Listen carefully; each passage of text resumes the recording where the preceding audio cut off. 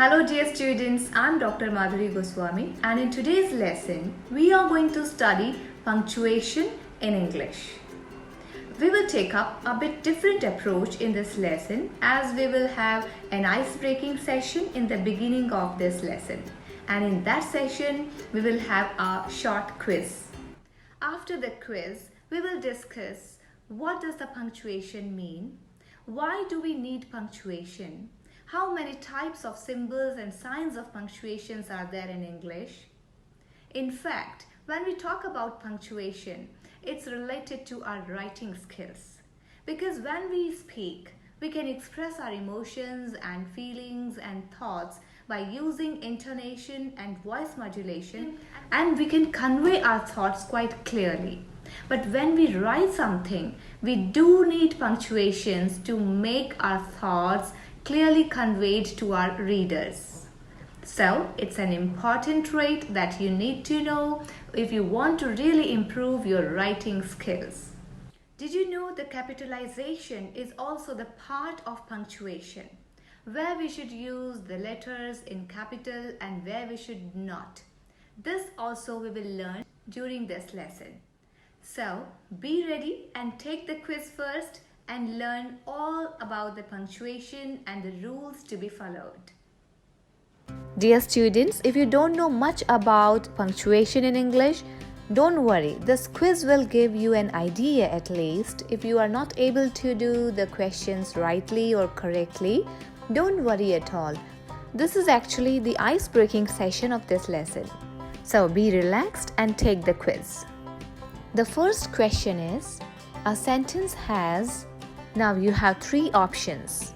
The first option is a full stop.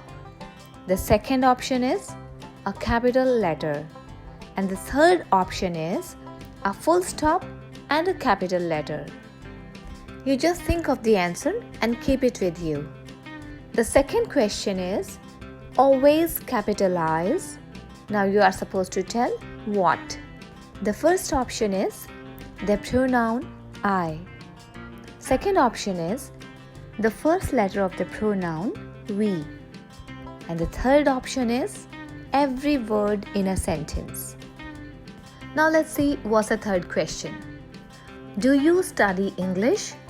Is it correct? Just check, is it written correctly? If it's not correct, then what should be the corrections? The answers to these questions we will check at the end of this lesson. So now you just write down the answers, what you think it should be, and then please check at the end of the lesson. So, dear students, what does this quiz indicate? It indicates the use of the punctuation marks in written English, and at the same time, it checks your ability to use the basic punctuation marks correctly. Well, let's know now, what is punctuation? The English language has a system of symbols and signs known as punctuation. Now, why do we need punctuation? It seems a good question. But before answering it, let me ask you a riddle. Are you interested? There is a sentence written over here. Who declared the COVID-19 a pandemic? What do you understand by this sentence? Its answer is WHO declared the COVID-19 a pandemic. So what do you understand? What's this sentence? It's a statement or it's a question? The thing is, it's the punctuation mark at the end of the sentence that tells us whether it's a statement or a question. Otherwise, it's quite confusing. We cannot know, we cannot say that it's that question or its answer, because in both of them, the same words are there. If we put the full stop at the end of this sentence, it's a statement, and this WHO means the World Health Organization. But if we put the question mark at the end of this sentence, then it's a question, it's asking something, and this WHO word is the simple WH word, who. I hope it's crystal clear this is the need of the punctuation in written English. At the same time, there should be the proper capitalization because in this sentence, you just notice every word is written in capital, so we cannot assume that this WHO stands for the World Health Organization or it's just a simple WH word, a question word. Well, now let's meet all the punctuation marks in English. These are the punctuation marks that are commonly used in English grammar. They are the full stop, the question mark, exclamation mark, comma, semicolon, colon, dash, hyphen, parenthesis, brackets, braces, apostrophe, quotation mark, and ellipsis. We have some different names for the same punctuation mark in the American English and the British English. The names which I gave you recently, this is in the British English. Now, in the American English, full stop is called a period. An exclamation mark is called an exclamation point. Brackets are known as parentheses, and square brackets are called just brackets in the American English. In the British English, we don't use full stop with the abbreviations, but in the American English, we use this full stop as a dot after each abbreviation. And sometimes the colon is also named as bullet points. I have divided these punctuation marks into 5 categories. Why so? Why this division? This division is for the convenience of the students so that they can understand this topic clearly. And it is based on the similar function and the use of these punctuations. In the first category, we have the terminal punctuations. 3 of them are full stop, question mark, and exclamation mark. Full stop is also called period in American English, and the exclamation mark is also called the exclamation point in American English. These 3 punctuations are known as the terminal punctuation. What do we mean by terminal punctuation mark? Terminal means the end. So, terminal punctuation marks are what we use to end the sentences. We use them at the far end of the sentence when the sentence is complete. In most of the cases, the general rule is that it comes at the right end of a sentence and there is no other punctuation mark used after a terminal punctuation. Now let's see their symbols and the rules to be followed. The first one is the full stop. The full stop is the most commonly used punctuation mark. It's used to end 2 types of sentences, declarative and imperative. So now let's understand it through some examples. I teach English. He was elected the president. He is working at Apple Inc.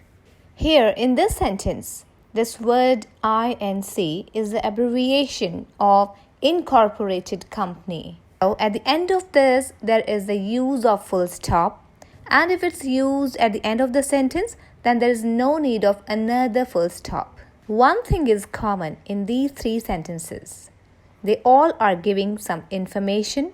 They are declaring something. So these sentences are declarative sentences. And at the end of these sentences, we use the full stop. That's called the period in the American English. So we have seen 2 functions of a full stop as a sentence ender and after an abbreviation. Now let's see the use of full stop in the imperative sentences. Imperative sentences are commands or requests, and these sentences end with the full stop, as you can see in these examples. Don't cry over spilt milk. Let me know about your hobby. Please give me your pen. Do you notice that we use full stop at the end of these sentences? So, the full stop is used at the end of the declarative and imperative sentences, and it's also used after the abbreviation of words. Have a look on the examples of the abbreviations. etc. This is used for etc. E full stop, G full stop. It's an abbreviation of the Latin term exempli gratia, and it means for example. In the same way, there is one more example, I.E. It's the abbreviation of id est. That means in other words or that is. Dear students, all these abbreviations are most commonly used in English writing. That's why I gave you these abbreviations for example. Now let's proceed further and take up the next terminal punctuation symbol, that's the question mark. And it's also known as interrogation mark. It's quite simple and straight. Whenever we ask a question, we put at the end of that sentence a question mark. It's used to indicate a direct question when placed at the end of a sentence. Do you want to have some examples? Here are some examples. Are you happy to be home? What is the next level of this project? Have you read the book Who Moved My Cheese? These are three different types of questions. The first question begins with the helping verb, are you happy to be home? The second question begins with the WH word, what? What is the next level of this project? Question mark. The third question is, have you read the book Who Moved My Cheese? Just pay your attention towards this question mark, which is included in the title of the book, Who Moved My Cheese? But it's also functioning as the end mark of the question also, indicating that it's a question. So there isn't any need of using another question mark. The question mark of this title will act as a question mark for the whole sentence. Now comes the exclamation mark or exclamation point to meet you. This mark is used to express or to convey the strong emotion or a sudden outcry. At the same time, it's used to add emphasis. It's our intonation that expresses our emotion when we speak English. But when we write English, this is the exclamation mark that shows the strong emotion. For example, let's have a look on these two sentences. I'm reading them aloud. Just notice the difference. I'm really excited about my new job. I'm really excited about my new job. The first sentence looks like the declarative sentence, but the second one conveys the strong emotion or feeling, and there's a use of this exclamation mark at the end of that sentence. That's why it's an exclamatory sentence. What a great idea! This sentence ends with an exclamatory mark, and there will not be any other punctuation mark used after this. Another place where we can use this exclamatory mark is after the interjections. And interjections are those words, they don't have a meaning, but they express certain emotions, and the examples of interjections are wow, hurrah, ouch, oops, etc. They all are used to show different kinds of emotions. Like, wow, what a beautiful picture it is. Oops, I missed the match. So dear students, these are three terminal punctuation marks that are used at the end of the sentence. Well, let's have a quick revision now, and we will do an exercise. So the understanding of these terminal punctuation, it will be deeply enrooted in your mind and in your memory. You will not forget these rules if you will practice these exercises. There are 5 sentences given in this exercise. You just try to add full stops or the question mark or the exclamation mark where you find it's necessary. Please pause the video here and read the sentences and take a notebook and write down these sentences and put or add these punctuation marks in your notebook, and then restart the video to check your answers. Dear students, I just give you a clue. While doing this exercise, please mind the capitalization also, as you know that the first letter of the sentence should be in capital. So don't forget to apply that rule also. Dear students, here are the answers. Just check your answers. If you have any doubt, ask in the comment section of this video. I would be happy to answer your questions, your queries. Dear students, I hope you must have understood termination, punctuation in this video, and stay tuned for the next lesson in which we will talk about pause punctuation and rest of the punctuation that are really important. Thank you for joining. We will continue this lesson in the next video, so stay tuned. Bye for now. Happy learning.